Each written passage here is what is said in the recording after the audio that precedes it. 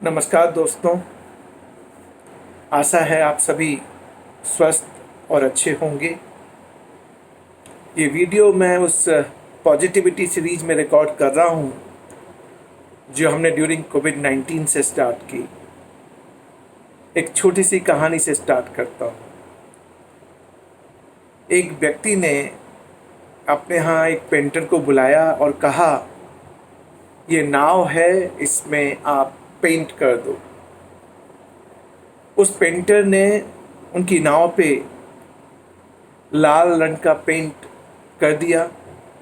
शाम को जो मालिक थे उन्होंने पैसे दे दिए पेंटर को पेंट करने के लिए। अगले दिन नेक्स्ट डे इस मालिक ने फिर पेंटर को बुलाया और पेंटर को एक बहुत बड़ी धनराशि चेक पेंटर को दिया। पेंटर ने कहा, आपने तो मुझे कल पैसे दे दिए थे, आप इतनी बड़ी धनराशि मुझे क्यों दे रहे हैं? मालिक ने कहा, मेरी नाव में एक छेद था और मैंने आपको पेंट करने के लिए बुलाया था, पर आपने उस नाव के छेद को प्रॉपर ठीक कर दिया, भर दिया था। पेंटर थोड़ा समझ नहीं पा रहा था।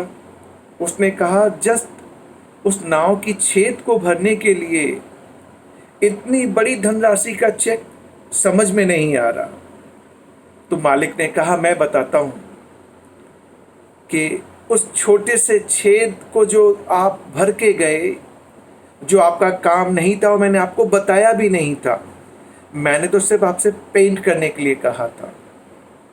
पर क्या हुआ आप सुनो। मैंने कल जब आपको काम दिया पेंट करने के लिए, तब मैं ये बताना भूल गया कि इस नाव में एक छोटा सा छेद है। आपने पेंट किया और आप शाम को पैसे लेके चले गए। फिर अगले दिन सुबह मेरे बच्चे उस नाव को लेके निकल गए और तभी मुझे मेरी वाइफ ने बताया कि बच्चे नाव लेके नदी में चले गए हैं।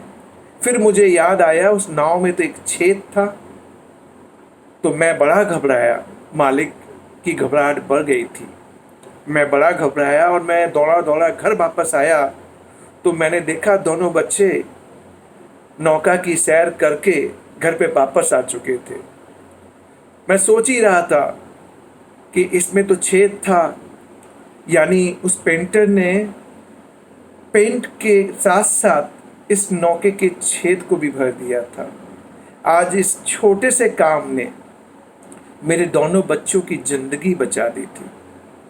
मैं ये सोच रहा था कि मैंने सिर्फ पेंट का काम दिया था, लेकिन उसने जब देखा कि नाव में एक छोटा सा छेद है, वो उसने अपने आप ही कर दिया। तो उनने कहा उस पेंटर से, आपने तो सिर्फ पेंट के कल पैसे लिए थे, आज की धनराशि तो मैं उस छेद को, छोटे से छेद को जिसने 2 जीवन दिए हैं, उसकी धनराशि दे रहा हूँ। ये उसके बराबर भी नहीं है, पर मेरी सामर्थ्य के अनुसार मैं ये धनराशि तुम्हें देना चाहता हूँ। पेंटर यथाकथित आश्चर्य में था कि उसने तो एक छोटा सा छेद भरा था, बट मालिक के लिए एक बहुत बड़ी जिंदगी थी, 2 बच्चों की जिंदगी थी। हमें मैसेज क्या मिलता है? हमें कई बार काम करने का मौका मिलता है और काम करते वक्त हमारे सामने ऐसे कई विषय आ जाते हैं जो हमसे क्लाइंट ने तय नहीं किए हैं, बट एज ए प्रोफेशनल हमारी ड्यूटी और रिस्पॉन्सिबिलिटी होती है कि हम उस काम को, अगर हमने देखा कि इसमें ये गलती है तो उसे सही करें, मालिक को बताएं। फीस हमारा सेकेंडरी मैटर होना चाहिए।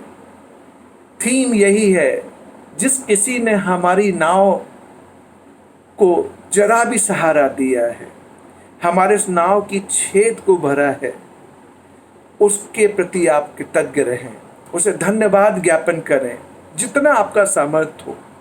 देखिए, कई बार ऐसा कहा जाता है, हम जैसा करते हैं हम वैसा ही भरते हैं। कई लोग दूसरे की परेशानियों से बड़े खुशी होते हैं और कई लोग दूसरों की सहायता करके बहुत खुशी होते हैं। एक छोटी सी कहानी है, मैं टच बेस कर लेता हूँ, बहुत अच्छी लगेगी। एक पिता और छोटा सा बच्चा सैर करने के लिए निकला। जब सैर करने के लिए निकला तो वो खेत के पास से गुजर रहा था, तो उन्हें देखा एक किसान का जूता वहाँ पे रखा हुआ है। बच्चे के मन में थोड़ा सा ऐसा हुआ कि किसान को मजा चखाया जाए, इस जूते को छुपा देते हैं। देखेंगे इस किसान को जब ये वापस आएगा तो ये कितना परेशान हो रहा होगा। तो उसने अपने पापा से ये वाली बात कही कि चलो पापा, इस किसान को आज मजा चखाते हैं, बड़ा मजा आएगा, इसके जूते छुपा देते हैं। पापा ने जब ये वाली बात सुनी तो उन्हें थोड़ा दुख हुआ। अब उन्हें बेटे को समझाया, नहीं, किसी को परेशान करके खुशी होना, कैसा खुश होना है, ऐसा खुशी होना सही नहीं है। हमें बल्कि कुछ डिफरेंट करना चाहिए।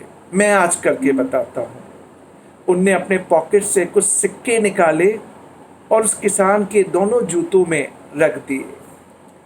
अब दोनों छुप गए, पिता और बेटा दोनों छुप गए। किसान वापस आता है, जब वो पहनने लगता है तो वो देखता है कि उसके जूते में कुछ सिक्के हैं।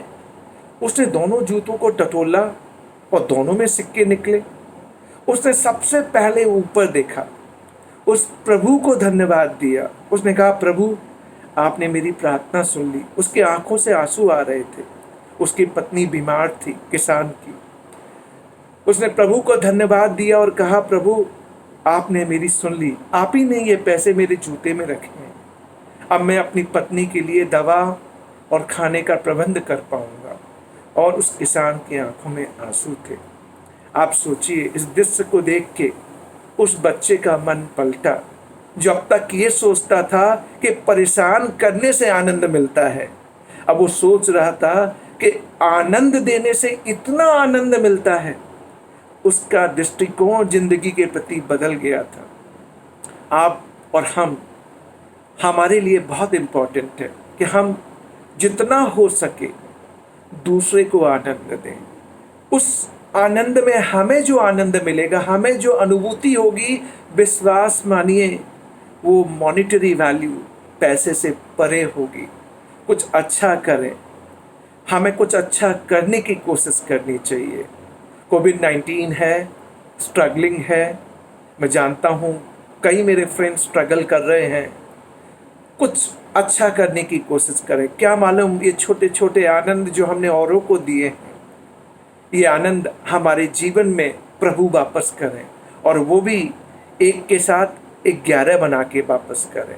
और जो आनंद देते हैं उन्हें आनंद मिलता है। परेशानियां देने वालों को आनंद नहीं मिलता। कोविड ने यही सिखाया है कि आप कुछ अच्छा करें।